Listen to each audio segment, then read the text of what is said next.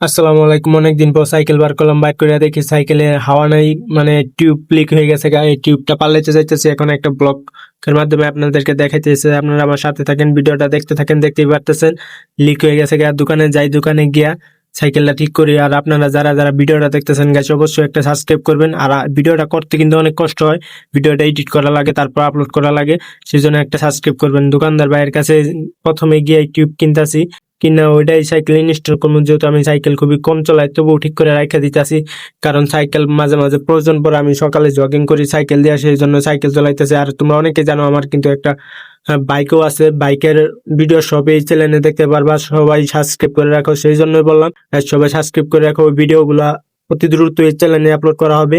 আমার বাইকের ভিডিও এখন থেকে বাইক ব্লগ শুরু করতেছি, বাইক ব্লগের সব ভিডিও চ্যানেলে ছাড়বো। সবাই সাবস্ক্রাইব করবা। আর একটা কথা গাইজ, সবাই নামাজের কথা মনে রাখবা, অবশ্যই নামাজ পড়বা ইনশাল্লাহ। আর অবশ্যই ফলো দিয়ে রাখবা, সাবস্ক্রাইব করে আমার পাশে থাকবা।